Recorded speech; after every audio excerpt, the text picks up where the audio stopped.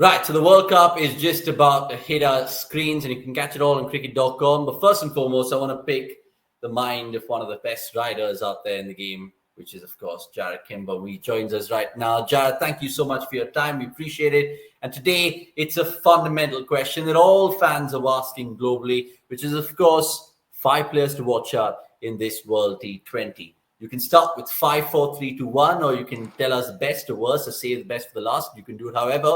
But go for it. Tell me who's your number 5 and why.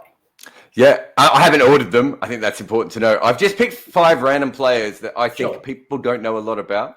If you really want, the players to watch out for the most, everyone knows who they are anyway. I mean, there is no ICC tournament where Mitchell Starc isn't in the best 5 players in the tournament. He's phenomenal at these events. And obviously Rashid Khan, he's quite a handy cricketer as well. I don't know if you've heard of him, but what I've done is I've looked at a couple of players that aren't as well known. And so the first one I've looked at is Finn Allen. I almost said Phil Allen, which there's too many L's in that if that was the case. But Finn Allen from New Zealand, obviously went to Bangalore, wasn't he? Was it with yeah. RCB man. Played 1 or 2 games. Yeah, didn't do much there. Didn't do that much in the 100 either. But you're talking about someone with a strike rate of 170 plus over the last couple of years. He absolutely bangs the ball. He smashed Bangladesh around. I think he made 40 off 25 balls there, and I think his last 100 game he might have made 40 off 25 balls as well. This is a tournament I think if New Zealand go well, Finn Allen might play a very big role in this. And when you see him hit the ball, you're going to remember him. Absolutely, I think that's a good shot, Finn Allen. I think a lot of players have looked at him in terms of their T20 compatriots, and they look at that, of course, that old saying, which is average and strike rate. You kind of match it, and if it's 180, it's brilliant. And Phil Allen, I think, stands way above that. Number 4, then, who is it? And are you going to go for someone from the associates, or are you still going to stick with the big dogs? I do actually have some. I can't even speak. Sorry. I do actually have some associates in this. This is not an associate. He's a test player, but he's from Afghanistan and he's not very well known. Well, I shouldn't say he's a test player. I don't think he's played a test yet, but he will. He's a 19-year-old from Afghanistan called Ramunullah. Now, I want to get this right. Ramunullah Gurbaz.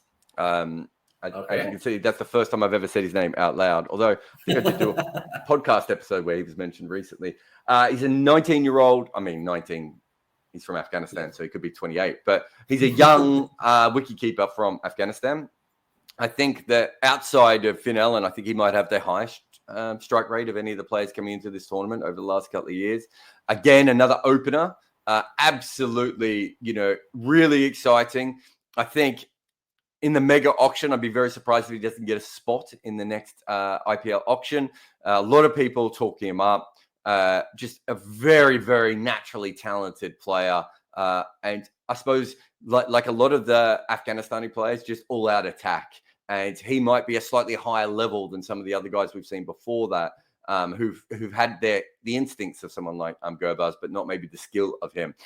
So there are a lot of people who are saying he might have a similar effect to Rashid Khan on T20 cricket as far with Afghanistan. I'm not sure if he's going to be quite that good, but he's certainly someone he's going to open the batting for Afghanistan. So if Afghanistan are batting, you're going to want to switch on the TV.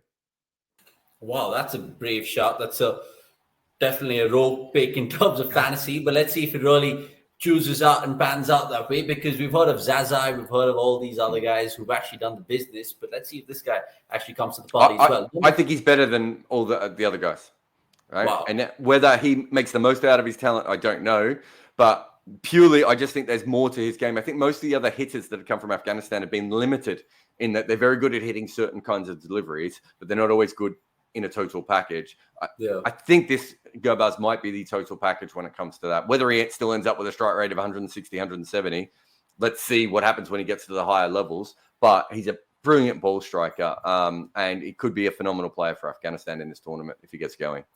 Yeah, fingers crossed. I mean, there's more the merrier really from all these associate nations if they can really light up a tournament like this. Wait a minute. They're not an associate nation. They're a test playing nation now. Sorry, of course. I mean, really, that's a cardinal sin for me, really. I mean, apologies. They were. I mean, you were right a couple of years ago. I mean, yeah, but now the status is kind of transcended to the upper echelons of, like you said, Test cricket. Right. So let's move on to the third one. And it's interesting here because you've gone for Finn Allen and you've gone for a bloke's name that I can't pronounce, which I'll definitely get in the comments below. Ramunala Gurbaz. I'm hoping that's right until the Afghanistan is coming on the comments. And just like, what are you doing? Okay, number 3. Who is it? And what? Number 3, I'm going to go someone who's hopefully easier for us to pronounce. Josh Inglis. A little bit more in one of the... Play for the London Spirit. Is that where he ended up? I'm trying to think what team he ended up with. But yeah, he made a lot of runs for Leicester in the Blast, has been absolutely tearing it up for the Perth Scorchers. Again, another guy who's very high strike rate, also a very high average. The reason I like him within the Australian setup is basically Australia only ever picks openers. And they have worked this out. And for the first time ever, he wasn't even in there. I don't think he played any warm-up games for Australia or any of the other series. And I think George Bailey's just gone, we need someone who can bat at 4, 5, 6, 7. And they've gone for Josh Inglis. And I said we could pronounce his name and then I can't. And I've been a big fan of him for quite some time. I'm a bit surprised he hasn't played more league cricket outside of the Big Bash. But he's, he will be, again, another IPL player going forward. He plays spin far better than most Australians, not at a really good level, but at least good enough for an Australian.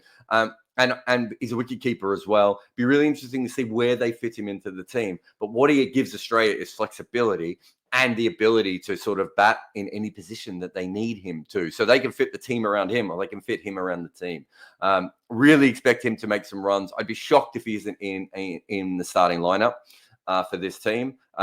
Again, just a very, very exciting young prospect. And he does what most players can't do, because even in this tournament, you might see him batting at 3 and 4 to start with, and then you might see him at 5 and 6 later on. A lot of players don't like to move between those positions. So having a player like him, I think it will help eventually his 100 price and his IPL price and his CPL price and all those sorts of things. So again, another very good, very clever player, I think. Yeah, Josh Inglis. Let's see how he fits into the Australian setup in terms of the World T20. And like you said, he might really open the batting, considering that's his trade. Top 2, I'm saying top 2. I mean, the 2 remaining. If it's a top 2, let us know. But who are you going for? Okay. I didn't go any of the associates, but I'm gonna drop a couple of names. If Scotland is playing, watch George Munsey bat.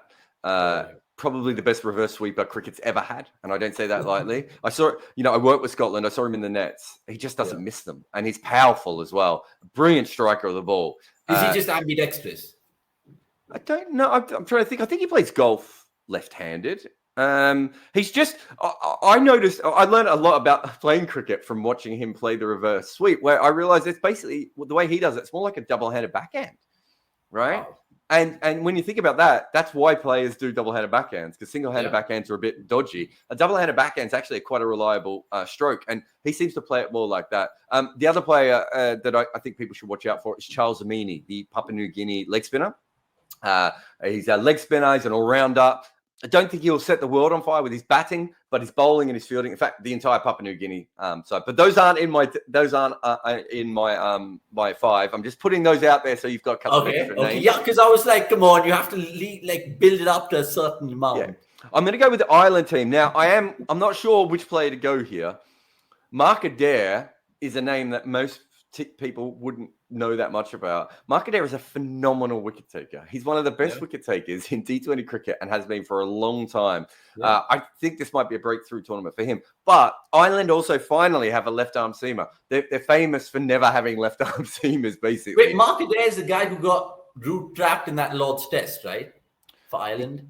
Did I think? I mean, Murtagh took almost all the wickets, but I think Adair might have got. I think Adair might have got root. No, I think you're right. I was there, but I can't remember. But the other guy is Josh Little. Josh Little's a little bit more. He's left arm. I suppose he's almost like a combination between Liam Plunkett and Wahab Riaz in that a little bit muscular. Left arm, though, fast, but bowls in the middle overs. So almost like a combination of those two guys. I'm not really sure which one of them is going to have a big tournament, but I think they're really worth watching for the Irish team. And when we're talking associates, also take a good look at the Dutch associate bowling lineup. They might be the fastest associate bowling lineup that we've ever had. So there's a couple of good fast bowlers there. But yeah, certainly Mark Adair and Josh Little, have a look at them. Incredible players. So I've done 4. I've actually named about 12 players at this point, but I've done 4. Yeah, you've given us quite a few gems as well to keep an eye out. We appreciate that. But just touching upon the Netherlands Space Attack, because we spoke to them, and you can check that video out also, guys, by the way, because we're doing a whole series on Know Your Associates. So fantastic interviews and insights from Stefan Myberg, who is, funnily enough, one of the top run scorers in that 2014 World T20 down in the dish. And then you had Fred Klaassen as well, who played just for them recently in the 100 for Manchester Originals. So great to pick their mind. And he's a great exponent of the slow balls. Let me tell you that. He just showed us all the variations and whatnot. But who's your ultimate player to watch out for? I mean, they're all great in their own regard, but your 5th and final or your 1st? I'm going to go with someone who everyone else on that list I think is quite random.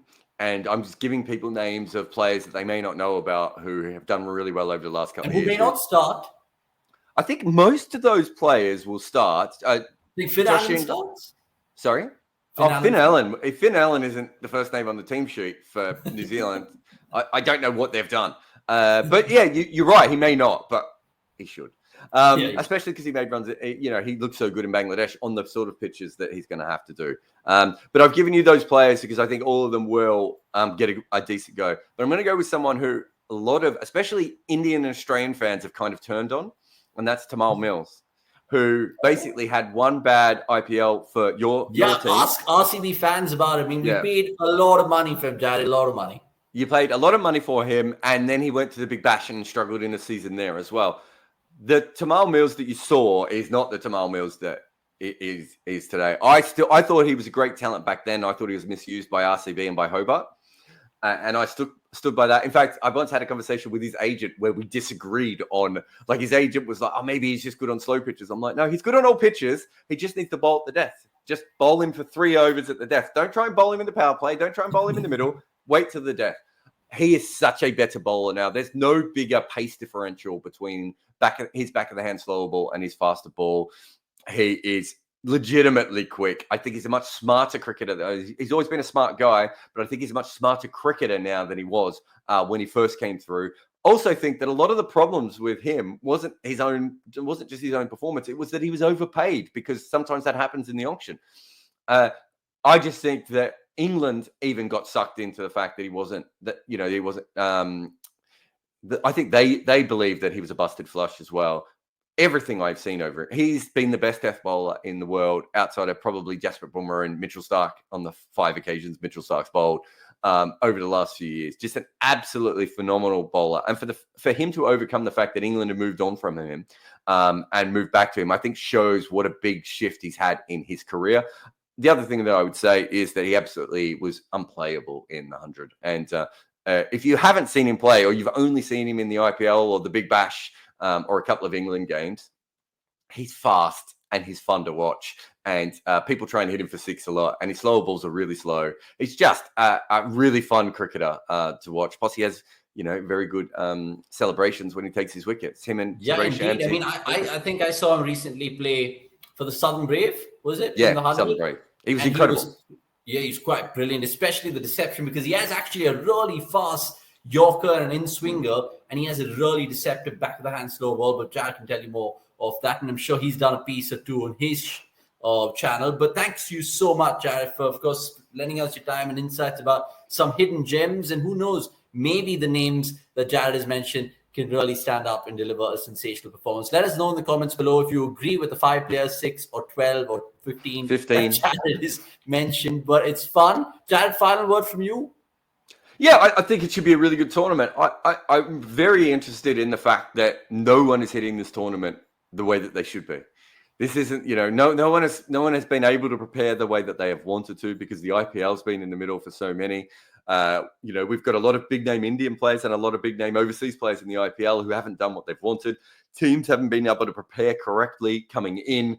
It's going to be a little bit more random. And this is probably the first time when most of the teams at this tournament really understand T20 cricket. And had they had the chance to really think about this and plan, it would have been really interesting to see what they've done. But they haven't. And so we're just going to wing it and see how we go. That's the best part about cricket, because there's so many subplots and narratives. We'll, of course, unfold it all for you guys on cricket.com. Until then, subscribe and keep liking all our content and share it as well to the friends below. Thanks for watching. It's a goodbye from us.